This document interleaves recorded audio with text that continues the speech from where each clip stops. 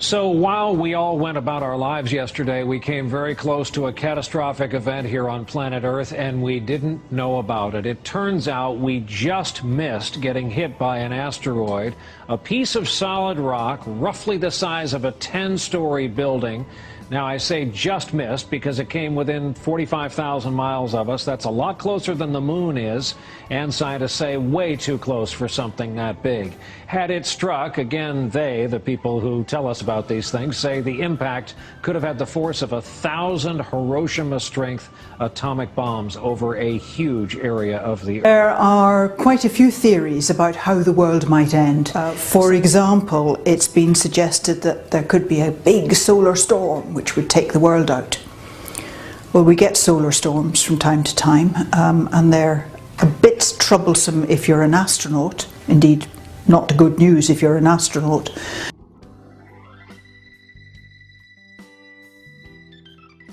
But down here on Earth, we're protected by the Earth's magnetosphere, the effects of the magnetic field. And okay, solar storms can disturb that. They can produce currents in power lines that sometimes cause trouble. They can take out satellites, stop satellites working. So they could affect our GPS and any telephone calls that go by satellite, for example. But they're not going to end the world. Every so often asteroids do hit the Earth. We know, we can see some of the craters. There's Meteor Crater, or Barringer Crater as it's properly called, in Arizona. And there's traces of a very big crater, partly on the Mexican Yucatan Peninsula and partly under the sea. That big crater was the result of an impact about 65 million years ago, and it's thought that's what caused the extinction of the dinosaurs and many other things. So a big thing like that could cause us some problems. Broadly speaking, what happens is when something big like that impacts, it not only makes a crater, it kicks up a whole lot of dust into the atmosphere. And the atmosphere cuts out the sunlight, and that stops crops growing and foods fail and there's starvation and so on. So that is something we need to look out for, and we are looking out for. There's an array of telescopes all around the world monitoring the sky night after night, actually monitoring about 1,000 potentially hazardous objects, things that might come and hit the Earth one day. As they monitor them, they discover that the vast majority of them won't, that as they get the orbit more accurately, they see it'll miss the Earth. But if there was something coming to hit the Earth, we'd get 2 or 3 years' notice. And even with today's technology, we could divert it so that it didn't impact the Earth. And there's research going on all the time which will improve that technology so that it gets easier to divert an incoming asteroid. We've got no knowledge of any big asteroid coming to hit us. Some of the techniques they use to deflect an asteroid, one of them is to paint it white all over, which means it reflects sunlight very well. And the sunlight bouncing off the asteroid will push it sideways. From Plato's Republic was the idea that population should be controlled and unwanted life should be disposed of like trash. In other words, that some were worthy of life and others weren't. This is a concept that comes through in Darwin's ideas about survival of the fittest. If we are evolving towards individual perfection by natural means, that would mean that collectively we are in fact evolving towards a utopian society of perfect men and women. However, in that case, those with perceived poor genetic material would be slowing that collective evolution, and so the whole process could be accelerated by getting rid of those who are not made of the right stuff. The end goal of a utopian society of purebred humans would justify the means of getting rid of the lesser ones. Remember that the full title of Origin of Species was On the Origin of Species by Means of Natural Selection or the Preservation of Favoured Races in the Struggle for Life. One of the major influences on Darwin was a man called Thomas Malthus, who received the blessings of French deist Jean-Jacques Rousseau and famous Scottish philosopher David Hume. Incidentally, David Hume has a prominent statue on Edinburgh's Royal Mile, and if you look at the back of it, you will see this sun god symbol. Now, Thomas Malthus authored a document called The Essay on the Principle of Population, where he concluded that, amongst other things, society should adopt policies that prevent the human population from growing disproportionately larger than the food supply. Malthus, again finding a root in Plato's Republic, proposed genocide to make sure this didn't happen. Specifically, he thought to target the poor. He says, "Instead of recommending cleanliness to the poor, we should encourage contrary habits. In our towns we should make the streets narrower, crowd more people into the houses and court the return of the plague. In the country we should build our villages near stagnant pools, and particularly encourage settlement in all marshy and unwholesome situations. But above all, we should reprobate specific remedies for ravaging diseases, and those benevolent but much mistaken men who have thought they were doing a service to mankind by projecting schemes for the total extirpation of particular disorders." Malthus believed that by such methods, the undesirables in society could be effectively culled. He said regarding children, "We are bound in justice and honour formally to disclaim the right of the poor to support. To this end, I should propose a regulation be made declaring that no child born should ever be entitled to parish assistance. The illegitimate infant is comparatively speaking of little value to society, as others will immediately supply its place. All children beyond what would be required to keep up the population to this desired level must necessarily perish, unless room be made for them by the deaths of grown persons." The logic behind the idea that those who serve society least should be destroyed was echoed under Darwinism in the survival of the fittest. The individual is lost in the collective. Again, the end of a utopian society justifies the means of killing the poor and the weak. This naturally leads to another idea put forward by Plato, that people who are perceived to have pure genetic materials should be encouraged to breed amongst themselves to produce a race of supermen fit for ruling over the masses. This selective breeding is called eugenics. Eugenics actually found its Enlightenment-era origin in Charles Darwin's cousin, Sir Francis Galton. Galton regurgitated the thoughts of Plato in his work, Hereditary Genius, which was basically a racist tirade advocating a system of selective breeding for purposes of providing more suitable races or strains of blood a better chance of prevailing over the less suitable. In other words, trying to artificially speed the upward course that evolutionists thought we were naturally already on. In truth, selective breeding had been practiced for some time amongst the elite. Inbreeding was commonplace amongst the ruling class to protect the genetic purity of their future stock. Galton merely took this idea and popularized it as a legitimate science. This very same tradition was in fact practiced by Charles Darwin himself in the hopes of maintaining a genetic superiority in his own bloodline. Darwin married the youngest granddaughter of his maternal father. Researcher Ian Taylor reveals the outcome of this project. Darwin's idea of inbreeding to produce superior stock can be seen to be a complete disaster in the case of his own 10 children. Of the 10, one girl, Mary, died shortly after birth. Another girl, Anne, died at the age of 10 years. His eldest daughter, Henrietta, had a serious and prolonged breakdown at 15 in 1859.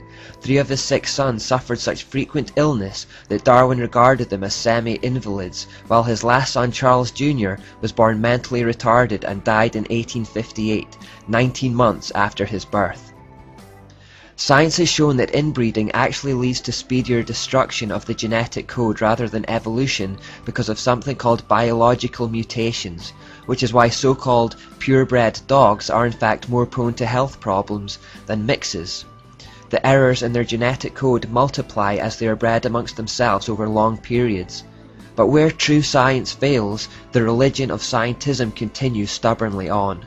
If they had followed God's wisdom in Leviticus 18, they would have heeded the warning not to commit incest, and they would have been all the better for it. In their own human wisdom, however, they persisted and reaped the consequences. The idea of eugenics continued to be promoted in the scientific community for a long time afterwards. At the turn of the 20th century in 1901, the Statistics Department of London's University College became the headquarters for the Eugenics Education Society. Motivated by Galton's vision of a future utopia ruled by a genetically engineered pure elite, the Eugenics Society grew into a successful political movement and would eventually inspire Hitler's Holocaust against the Jews. Population control is still a big issue for the elite today. As recently as May 24, 2009, the Times reported of a secret meeting of billionaires held in New York City, including the likes of Bill Gates and Oprah Winfrey, where the #1 issue on the agenda was how to cap the global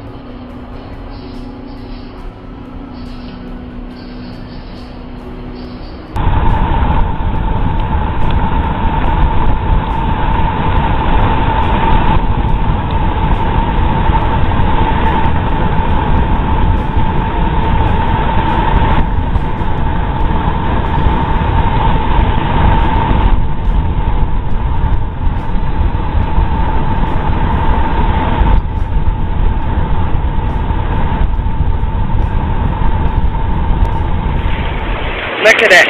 This is what's washing up.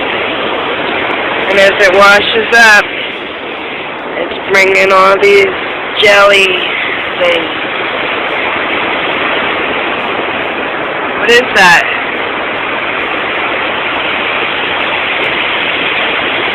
It's all over.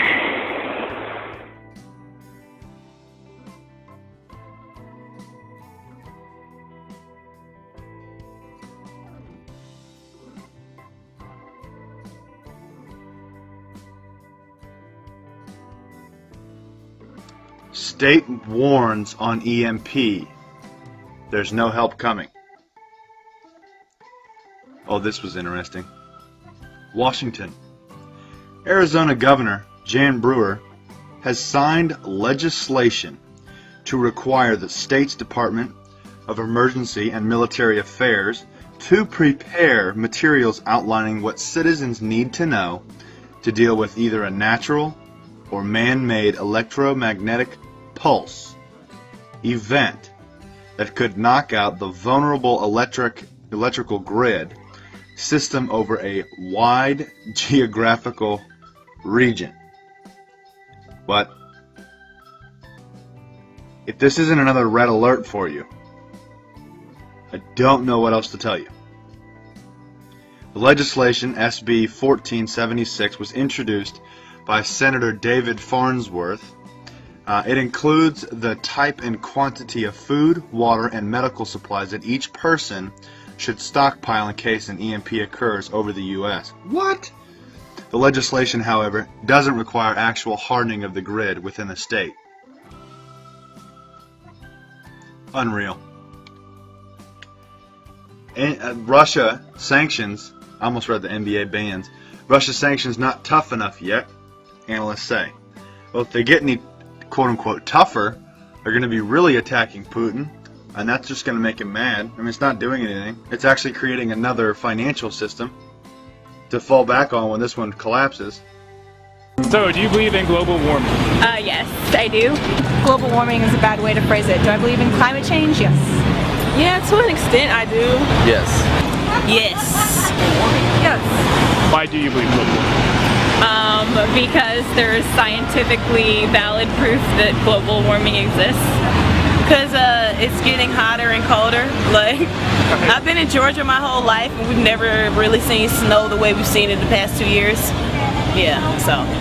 Because I think that humans have an effect on the planet that has been observed through scientific reasoning. I think this has been proven. Like, scientific evidence shows that global warming is real. So, plenty of studies that indicate over the last 30 years what the shit's going on if we're not too careful. Like, no, we're gonna ruin our Earth. Yeah. It's self-evident. The ice is melting. We're all doomed. We're all gonna die. Matthew, it's August the 30th, 2016, and I'm looking up at the sun, and you can see that object now by the sun. See the chemtrails? All the chemtrails that are going to be covering this heavenly body up there by the sun. You can see that now, can't you guys? There it is. There's the heavenly object. This is what they're hiding, guys, up there in the sky. 100% proof now, guys. Can you see that, guys?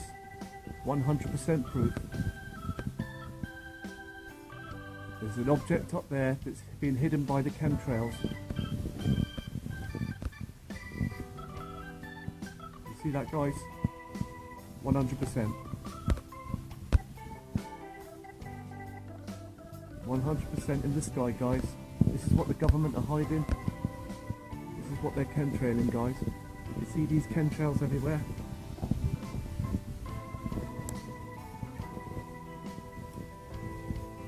This is what they're hiding. There's the heavenly object, guys.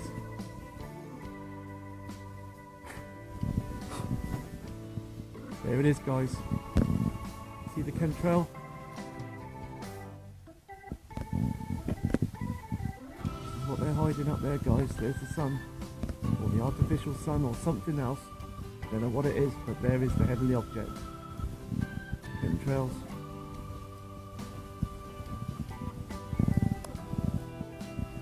There it is, guys. There is your 100% proof that they're hiding a celestial body up there, guys. The time is now 12:30, 1:45 in the UK, North East Links. There it is, guys. I'm Matthew, and I'm showing you the heavenly body that's by the sun, guys. This object, when it goes, when it comes to like 2 o'clock, 5 o'clock, it comes from the right hand, it goes to the left hand side. Come to the left hand side. At the moment, it's on the right hand side. It moves like a comet. This object moves like a comet in the sky, guys. Time to believe. There it is. 100%. 100% there is the object, guys. There it is. No lens flare. No sundog. Just the object 100%. And thank you for subscribing to my channel. I'm using my HD Canon camcorder. I'm using a solar lens, but it's a proper lens. It's just a normal lens with the solar lens, so it doesn't cause the sun to be so 100% bright. It takes a lot of the glare away. And with the glare away, there it is, the hidden object. You see the chemtrail just about to hide the object.